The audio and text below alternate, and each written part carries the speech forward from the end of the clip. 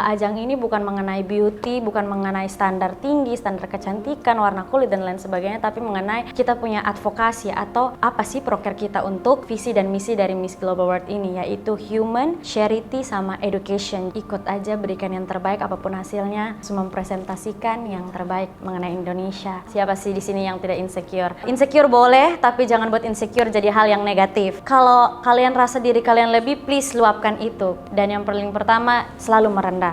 Suka sama anak-anak. Pernah ketemu salah satu anak lagi mikul air, terus selalu nanya umurnya berapa, sampai umurnya pun sama sekali tidak tahu. Itu sih yang selalu kayak wow, umur pun tidak tahu kayak gitu. Kayak itulah kenapa saya buat advokasi pendidikan anak usia dini. Saingan terberat diri sendiri sebenarnya. Harus melawan ego, harus melawan kemauan diri sendiri. Selalu tanamkan be the light dimanapun. Thank you so much.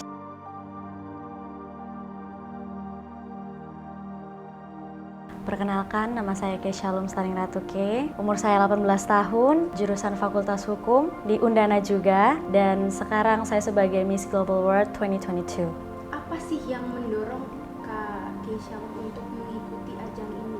Jadi sebenarnya awal masuk di Miss Global World 2022 itu tidak di-expect, Kak. Karena persiapannya jujur hanya seminggu. Bukan seminggu sebenarnya, hanya 3 hari. Pernah sempat saya tolak juga karena persiapan yang mepet, terus materi yang sama sekali masih belum ada. Tapi ya itulah mungkin jalan Tuhan ya, Kak ya. Jadi akhirnya di ACC oleh Bunda Juli sama Dekra Nasda, dan akhirnya bisa berangkat ke Bali tanggal 1 sampai tanggal 10, Kak, karantina offline-nya.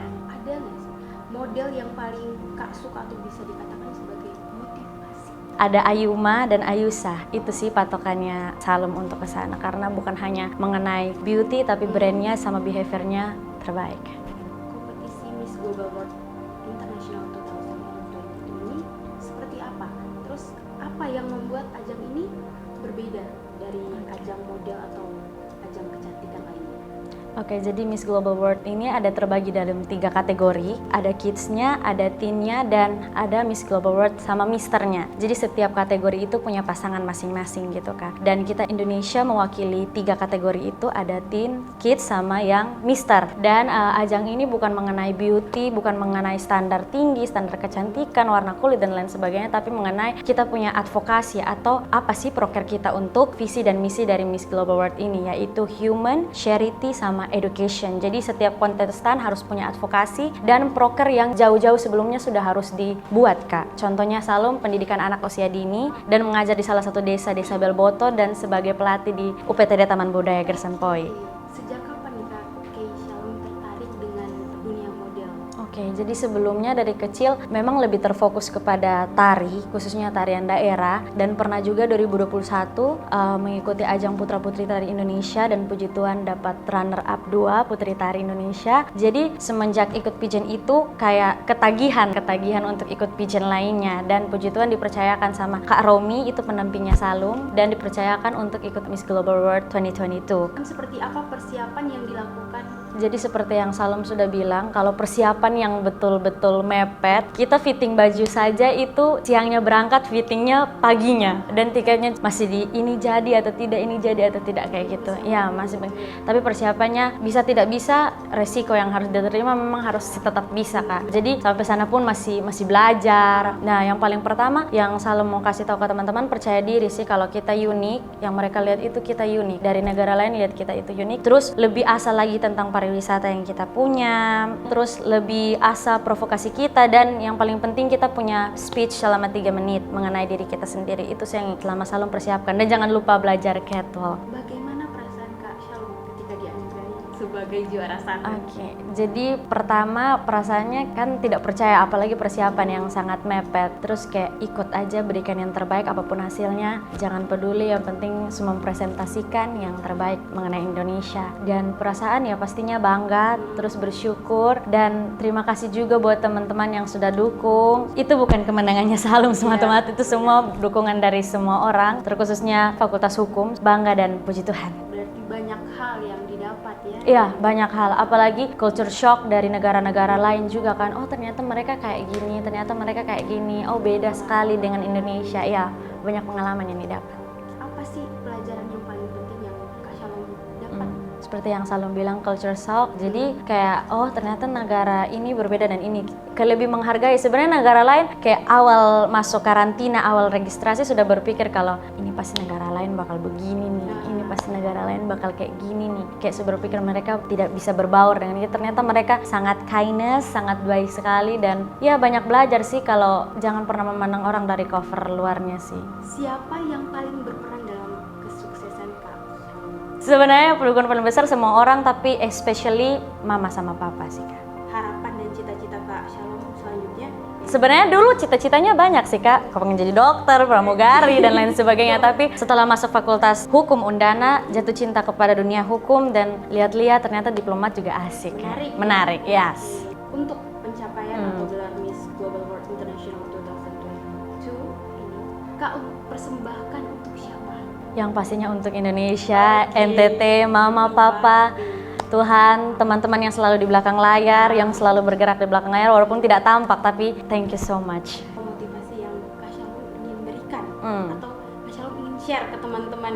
Jadi Salom dulu paling sering insecure. Siapa sih di sini yang tidak insecure? Apalagi postur Salom, tubuh Salom yang seperti ini, terus jenis kulit juga, ya. Jadi insecure yang sangat berlebihan, dan setelah mengikuti lomba seperti ini, Salom rasa kayak, oh ternyata kita nih unik. Ternyata di mata orang lain pun, ternyata di mata orang luar pun kita sebenarnya cantik begitu. Jadi yang Salom punya pesan buat teman-teman semua, insecure boleh, tapi jangan buat insecure jadi hal yang negatif. Insecure boleh digunakan untuk membangun kita. Oh, beta kurang di sini nih. Oke, berarti harus tambah di sini. Jangan buat insecure sesuatu hal yang negatif. Yang kedua, percaya diri kalau sebenarnya kalian itu unik, dan kalau kalian rasa diri kalian lebih, please luapkan itu, ekspresikan itu. Jangan dipendam sendiri.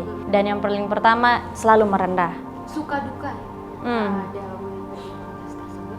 Kalau suka dukanya jangan pernah shock dengan budaya orang ya, karena di sana juga sempat shock. Ih, ini kenapa dong kayak gini? Kenapa dong kayak gini? Kenapa dong begini dong begitu? Jangan pernah shock. Harus terima orang lain, harus open minded, harus terbuka dengan budaya-budaya luar. Terus kalau kalian merasa tidak didukung, apalagi kan biasa orang tua kan kalau begitu baru mau masuk kayak pandang sebelah mata, ini buat apa? Ini buat apa? Ini buat apa? Jangan pernah, besok harus berjuang, besok harus percaya, besok sendiri kalau besok tuh bisa sebenarnya. Kasih tunjuk saja, nanti orang tua pasti akan ikut. Karena pertama juga Salom kayak gitu, kayak tidak didukung sama orang tua, kayak jangan Salom fokus ini sa yang lebih pasti kayak gitu. Tapi kalau besok ngerasa besok pun diri punya kemampuan lebih, go ahead. Untuk hobi mungkin? Oke, untuk hobi, banyak saya hobinya. Nyanyi, nari, suka juga main ukulele, terus suka sama anak-anak. Kenapa nih suka sama anak-anak? Karena Salom merasa mereka adalah tunas yang sebenarnya. Jadi Salom tuh sampai berpikir harus punya program satu manusia dewasa 20 tahun harus punya satu anak untuk dibimbing. Sampai berpikir kayak gitu karena pengalaman Salom waktu itu ke SOE, sedikit cerita mengapa Salom punya advokasi pendidikan anak usia dini. Jadi waktu itu Salom pernah pergi ke SOE, pernah ketemu salah satu anak lagi mikul air, terus Salom nanya kelas berapa, terus dijawab tidak sekolah Kak. Sebenarnya tidak sekolah tidak masalah karena kita bisa dapat pendidikan di luar sekolah. Tapi yang jadi Salom sesali itu ditanya umurnya berapa, tidak tahu Kak. Sampai umurnya pun sama sekali tidak tahu. Itu sih yang Salom kayak wow, umur pun tidak tahu kayak gitu, kayak sebenarnya ada perhatian khusus lah setidaknya dari pemerintah atau dari orang tua.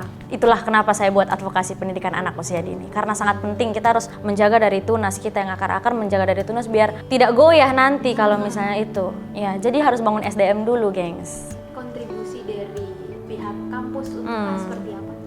Kontribusinya dalam bentuk dukungan. Banyak juga teman-teman yang di Fakultas Hukum ataupun dari di luar Fakultas Hukum yang dukung selalu melalui like yang dibagikan oleh media, like, comment, share sebanyak mungkin. Itu terima kasih. Ya, kontribusi terbesar adalah mereka sering-sering telepon bilang, "Ayo Salom semangat, bagikan."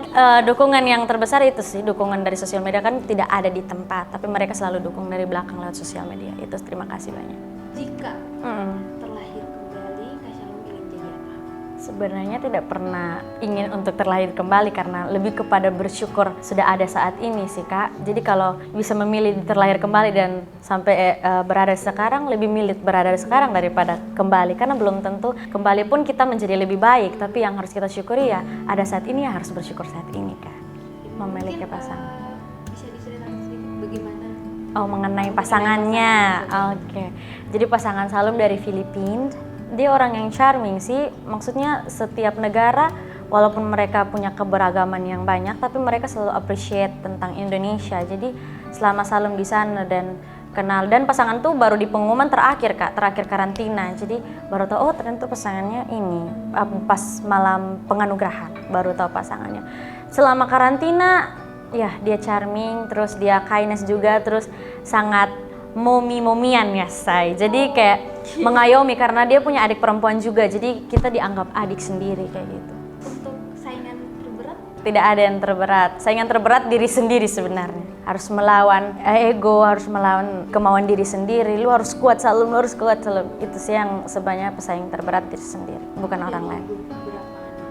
Total negara ada 31 negara, tapi yang lolos administrasi dan visa untuk ke Indonesia hanya 5 negara. Tapi sudah dikarantina offline terlebih dahulu kitanya. Tapi yang berhasil berangkat ke Indonesia pas karantina di offline itu hanya 5 negara. Mungkin ke depannya ada rencana untuk ikut lagi ajang?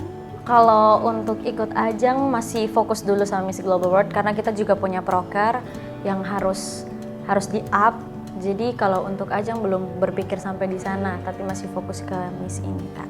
Mungkin teman-teman yang nonton ini udah mengerti atau tidak paham kontes yang kakak ikuti dengan Miss World atau apa? Putri Indonesia. Sebenarnya pigeon seperti ini rata-rata semua sama, tapi mungkin visi dan misinya yang berbeda. Penilaiannya tetap sama juga sih, behavior, terus brain, terus beauty. Tapi kita punya masing-masing punya visi dan misi yang berbeda-beda. Seperti yang tadi Salum jelaskan, kalau visi misi kita adalah education, mengenai education, charity, sama humanity. Jadi ketiga ini memang kita harus kembangkan. Tidak tahu kalau Putri Indonesia seperti apa visi dan misinya, tapi kalau Miss Global World 2022 seperti itu Kak. Ya, apa tuh moto hidupnya? Moto hidup atau motivasi yang selalu Salum tanamkan, be the light dimanapun. Makanya advokasinya pendidikan anak-anak di usia dini, tapi temanya life for future, terang buat masa depan. Terima kasih banyak untuk Kak Shalom sudah sharing banyak hal yang dibagi untuk teman-teman yang nonton. Terima kasih juga buat teman-teman semua yang selalu dukung Salum, yang selalu dukung dari langsung maupun dari media sosial. Terima kasih banyak, and I love you so much guys. Ini bukan kemenangannya Salum, tapi ini adalah our win, okay? Thank you so much, bye-bye.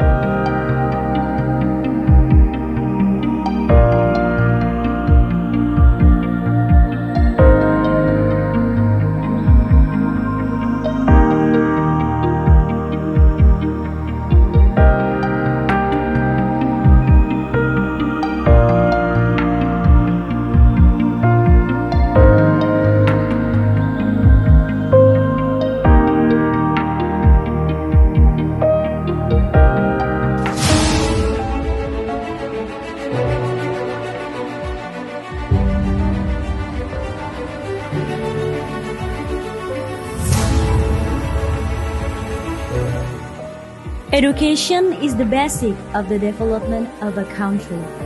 It's proper that word of education should receive special attention from the whole community. Trauma advocation, life for future.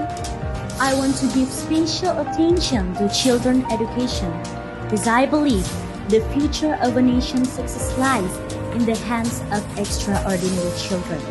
This is me, Shalom Starling Ratuke, Miss Global World Indonesia 2022, invite us to be the light for a brighter future for the nation. Raising children, raising ourselves.